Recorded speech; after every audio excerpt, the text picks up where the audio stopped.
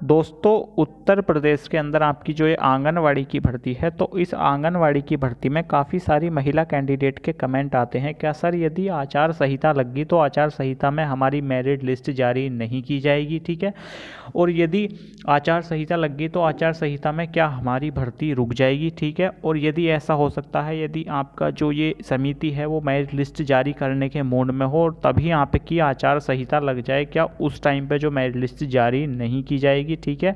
तो ये सारे डाउट मैं आपके इस वीडियो में निकाल दूंगा, ठीक है। चाहे आपकी ये आंगनवाड़ी की भर्ती हो, ठीक है, आंगनवाड़ी से संबंधित चाहे आपकी नौकरी हो, ठीक है, या फिर सरकारी कार्यालय में कोई सी भी किसी भी तरीके की नौकरी हो, सब पे रूल रेगुलेशन जो है एक ही फॉलो करे जाते हैं, ठीक है।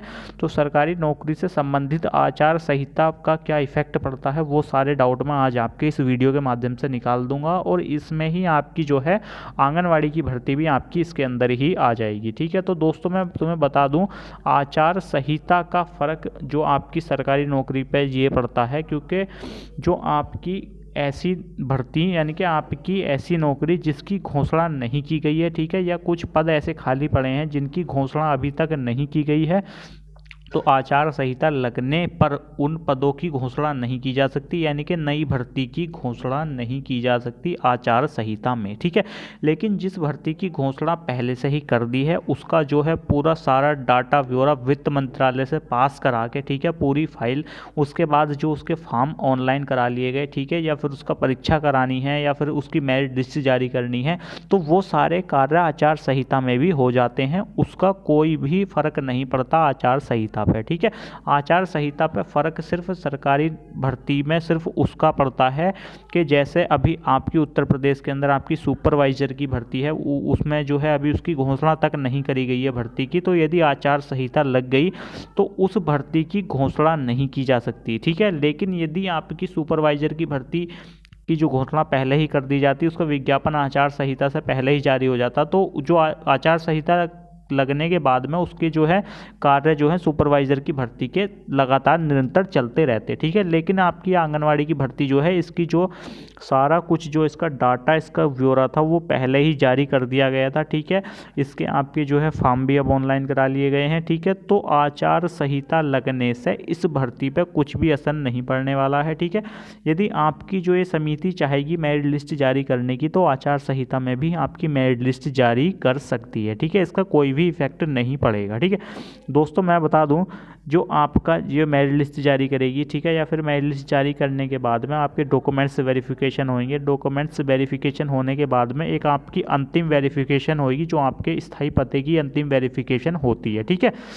वो सब ये टोटल काम तो आपकी वो कराएगी जो जिला स्तर पर समिति बनी हुई है, ठीक है। उसके बाद में ये समिति जो कैंडिडेट चयनित हो जाएंगे उनकी एक फाइल बना के आपके विभाग को सौंप दी जाएगी, जिस विभाग के अंदर आप कार्य करके सैलरी लेने वाले हैं। आप बाल विकास सेवा एवं पुष्टाहार विभाग के अंदर कार्य करेंगे तो आपकी जो है एक फाइल बना के बाल विकास सेवा एवं पुष्टाहार विभाग को दे दी जाएगी। अब बाल विकास सेवा एवं पुष्टाहार विभाग का काम सिर्फ इतना है, आपको नियुक्ति प्रमाण पत्र देना, ठीक है।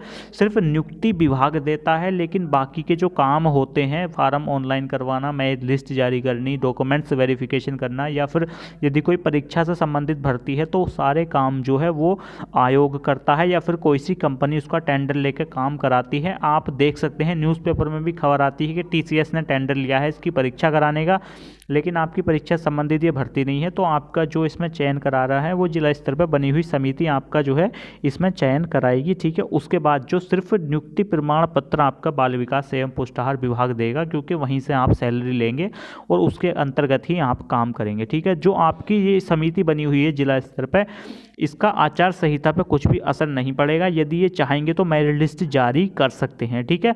दूसरी बात यह है, आपका जो विभाग है बाल विकास सेवा एवं पुष्टाहार विभाग, तो इसमें यदि 53,000 आपके आंगनवाड़ी कार्यकर्ता, मिनी आंगनवाड़ी कार्यकर्ता, ठीक है, या फिर सहायिका जो तैनात होंगे, ठीक है, तो उनकी जो सैलरी का टोटल ब्यौरा है वो पहले से ही 53,000 का, जिस टाइम विज्ञप्ति जारी करी गई थी उस टाइम पे प्रत्येक 53,000 कैंडिडेट का सैलरी का ब्यौरा, सारा कुछ डाटा आंकलन पहले ही तैयार करवा लिया गया था। यदि ये चाहेंगे तो आचार संहिता में भी आपको नियुक्ति दे दी जाएगी, ठीक है।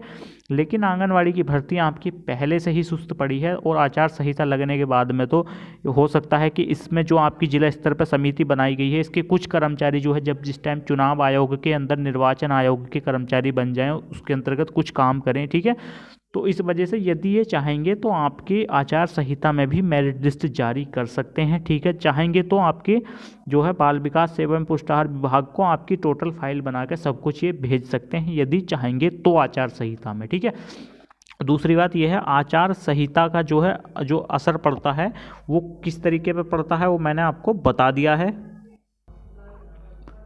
दोस्तों इसमें जो है ये आपकी समिति है, यानी कि जो आपको जो इसमें ये है, इनके पास एक ये भी ऑप्शन हो सकता है कि हमने 53,000 भर्ती का विज्ञापन जारी करा था, लेकिन 6 या 7,000 पद अभी ऐसे पड़े हैं कुछ ज़िलों के अंदर जिसमें जो है फॉर्म ऑनलाइन नहीं किए गए हैं, ठीक है। कि हम सभी में फॉर्म ऑनलाइन कराएंगे और कराने के बाद में सभी ज़िले सभी ब्लॉक के एक साथ जो है हम मेरिट लिस्ट जारी करेंगे, ठीक है। लेकिन यदि ये भर्ती ऐसी होती कि पूरे उत्तर प्रदेश का एक रिजल्ट आता, सभी जनरल, सभी ओबीसी, सभी एससी, सभी एसटी कैंडिडेट की जो मेरिट लिस्ट समान लगती प्रत्येक जिले की, ठीक है, तो इनके पास ये ऑप्शन था, ठीक है, कि ये नहीं करा सकते, सभी के फॉर्म ऑनलाइन कराएंगे और जब भी ये जो है सभी की जो है मेरिट लिस्ट जारी करेंगे। लेकिन इसमें प्रत्येक जिला, प्रत्येक ब्लॉक की, ठीक है, ब्लॉक के अंदर ग्राम सभा की, ठीक है, या फिर शहरी क्षेत्र की अलग अलग मेरिट लिस्ट, अलग अलग जो है मेरिट आपकी जाएगी। जनरल की, ओबीसी, इसकी अलग अलग नंबरों पर मेरिट जाएगी। तो ये चाहेंगे तो उन जिलों का जिसमें फॉर्म ऑनलाइन कराए हुए 5 या 6 महीने हो गए हैं, तो उसमें भी जो है ये आपकी मेरिट लिस्ट जारी कर सकते हैं यदि चाहेंगे तो, ठीक है। उसके बाद जो है दोस्तों, यदि तुम्हें लग रहा है कि मैं ये गलत बोल रहा हूँ तो आप देख लेना, जब आपकी आचार संहिता लगेगी तो आचार संहिता लगने में भी कुछ उत्तर प्रदेश के अंदर कुछ भर्तियाँ ऐसी हैं जिनके पहले से ही घोषणा कर दी गई है, उनके जो फार्म ऑनलाइन कराए जाएंगे आचार संहिता में भी, ठीक है। और कुछ भर्तियों के एग्जाम भी करा लिए जाएंगे। वजह क्या है, एग्जाम नो नहीं करा सकते क्योंकि शासन प्रशासन की थोड़ी ज़्यादा मदद लेनी पड़ती है जिससे कि जो है आपकी शांति भंग ना हो, ठीक है। यदि कैंडिडेट कम है, शासन प्रशासन की अच्छी मदद मिलती है तो आचार संहिता के अंदर भी एग्जाम करा लिया जाता है, ठीक है। इसका कोई इफेक्ट इतना बड़ा इशू नहीं पड़ता। तो दोस्तों आप ये जो आप इस बात से चिंता कर रहे हैं कि आचार संहिता लगने से हमारी जो भर्ती और पीछे हट जाएगी, तो यदि आपकी ये समिति और आपका विभाग चाहेगा तो आपकी मेरिट लिस्ट आचार संहिता में भी जारी कर सकता है, ठीक है। यदि ये नहीं चाहेंगे तो नहीं करेंगे आचार संहिता में जारी मेरिट लिस्ट, ठीक है। दूसरी बात यह है, भर्ती आपकी पहले से ही सुस्त पड़ी है, तो अब आचार संहिता में तो इसके कुछ कर्मचारी निर्वाचन आयोग के कर्मचारी में काम करेंगे, तो हो सकता है कि भर्ती आपकी और ज़्यादा सुस्त हो जाए। और वो बचे जिले जिनके अंदर अभी फॉर्म ऑनलाइन नहीं हुए हैं, उनके अंदर भी भर्तियां नहीं आई हैं, तो आचार संहिता में भी उनके जो है विज्ञापन जारी करके उनकी जो है फॉर्म ऑनलाइन कराए जा सकते हैं। इसमें कोई प्रॉब्लम वाली बात नहीं है क्योंकि टोटल 53,000 पदों का जो विज्ञापन है ऑलरेडी वित्त मंत्रालय, ठीक है, उत्तर प्रदेश की सरकार द्वारा पहले ही जारी कर दिया गया है। अब प्रत्येक जिले में जो तोड़ कर ब्लॉक के अनुसार इसमें जो है विज्ञापन जारी करने हैं, इसमें कोई प्रॉब्लम नहीं होती है, ठीक है। तो दोस्तों आचार संहिता का असर सरकारी भर्ती पर सिर्फ उस पर पड़ता है कि जिसकी जो है अभी तक जिन पदों की घोषणा ना की गई हो, ठीक है, आचार संहिता लगने के बाद में नए पदों की घोषणा नहीं की जाती। वजह उसकी ये है कि आपको सरकार जो है यानी कि आपको जो है लोभ देकर आपसे मतलब मत ले लेगी, तो इस वजह से वो नई भर्ती की घोषणा नहीं कर सकते, ठीक है। लेकिन जो भर्ती पहले से चल रही हैं उनके जो कार्य हैं वो चलते रहेंगे। यदि जो आयोग या फिर जो समिति उनका कार्य करवा रही है, उनके जो परीक्षा है या फिर उनकी जो मेरिट लिस्ट है, उनका जो सारा कार्य करवा रही है, यदि वो जागरूक है तो वो आचार संहिता में भी काम कर सकते हैं। आचार संहिता में इसका कोई भी फर्क नहीं पड़ता, ठीक है। और 14 मई सन 2022 को जो है आपका जो ये आपकी सरकार इस टाइम उत्तर प्रदेश के अंदर है, इसका कार्यकाल पूरा हो जाएगा। इससे पहले ही आपकी गवर्नमेंट बन जाएगी, ठीक है। और 14 मई सन 2022 के बाद दूसरी गवर्नमेंट जो है वो अपना कार्यभार संभाल लेगी, ठीक है।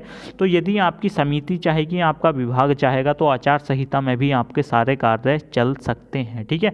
लेकिन आप सभी को पता है आपकी समिति या फिर आपका विभाग कितनी जल्दी कर रहा है या वो आपको कितनी जल्दी नियुक्ति दे सकता है, इस चीज़ का आप सभी को भी पता है, ठीक है। वीडियो बनाने का पर्पज़ यही था, काफ़ी सारे कैंडिडेट परेशान थे उन्हें लग रहा था कि आचार संहिता लगने के बाद जो है क्या कुछ कार्य नहीं होते भर्तियों के अंदर। तो दोस्तों ऐसा कुछ भी नहीं है, आप देख लेना आचार संहिता में भी कुछ भर्तियों के कार्य जो निरंतर चलेंगे।